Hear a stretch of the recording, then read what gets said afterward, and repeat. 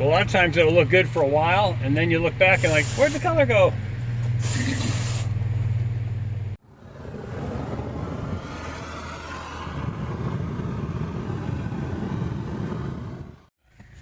Whoa, hey big boy. Wow. He's a big boy. Whoa, he's scary. All right, I'll go work on your water feature there, buddy boy. All right, give you space, man.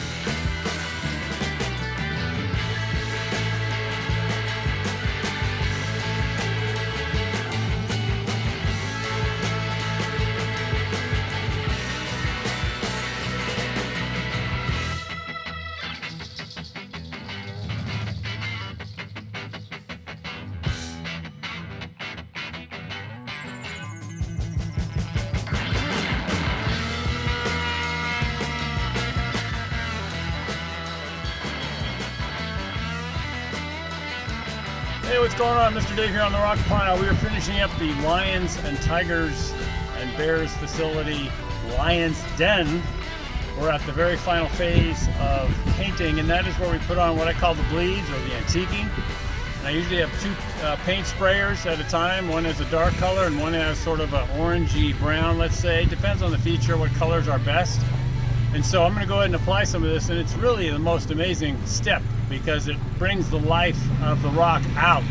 You begin to see the look of what has happened over millennia, let's say. Minerals are oozing out and beginning to show up on the surface. This technique has the paint dropping down and then following the course and texture and form of the rocks, and so it looks pretty darn cool. So we're going to do this face you see behind me, and we'll see what it looks like. You get it wet first, you put your color on, mist it again with the hose. You can also do this with a hand pump sprayer like this with just water in it. I've done that on occasion. And when you want to have smaller volumes of water, you can do that. But if you don't like it, you can rinse it all off and start all over again. And one thing you'll notice is when you're painting it with this technique, the water's moving. And so if you spray water on there, it'll start to affect the surface.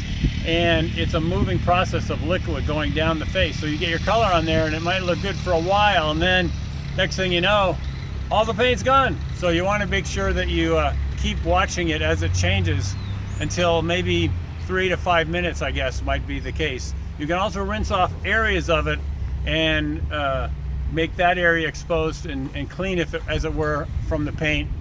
And so you can control that as well. You want to make sure your clients don't mind the streaking and the depth and degree of the antiquing effect. A lot of times there can be folks that don't want a strong an antiquing or a bleed kind of a final effect here on the painting of your rock work. So I always try to connect with my clients and demonstrate and show them what I'm doing and sort of get them to sign off on the amount of color that we're adding, the amount of crack accentuation, which is part of what this is about. It helps separate the stones on your feature as well. So a little bit of the details and ins and outs of adding the final texture coat paint bleed, as it were. So I'm going to walk over here and we'll get it started here.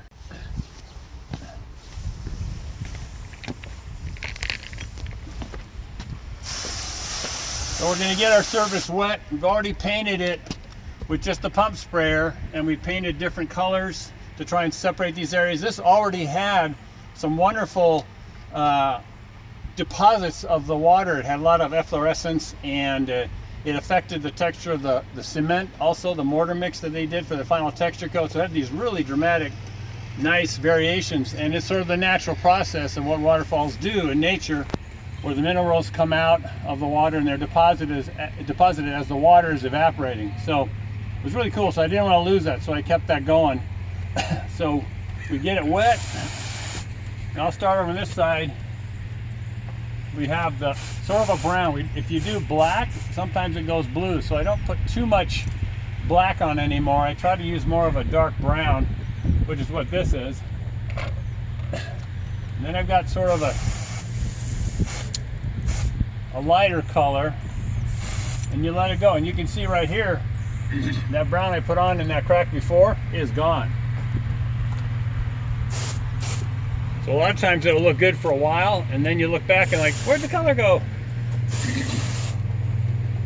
How much water you put on will also affect how much the strength of your bleeds will be. It can look pretty dramatic, and then it'll start to fade away. You'll notice that there's drips that start to occur. You want to make sure you keep track of it, because if it has a paint drip, the person, you know, when you see rock work that has a drip, it looks obviously like paint was on there. And we don't want to do that. We want to make it look like God made it, and time took care of that and got us these interesting effects. So you can see how it's starting to separate out, get those streaks going. They really add a wonderful touch to everything. Add a little bit of green over here, which you can kind of tell. You can put down the orangey brown first, and then come back with your darker colors if you want. So we can sort of see what's going on here. Always keep everything wet and moist around it. That corner where we had a color completely moved on down and is gone.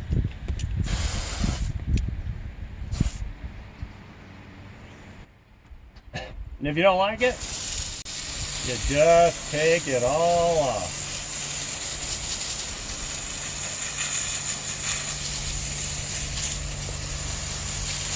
You can actually do this and take a few tries at it to get the color that you want, and so that's the technique. You just put it in the cracks, you add the dark. It looks like that's been bleaching out over time, and it's a really neat trick, as it were, to give yourself an antique kind of look with your artificial rock. So, Mr. Dave on the rock pile. We will continue doing this on the rest of the feature. And if you want to find out how we do this, you go to davehenderson.podia.com, davehenderson.podia.com.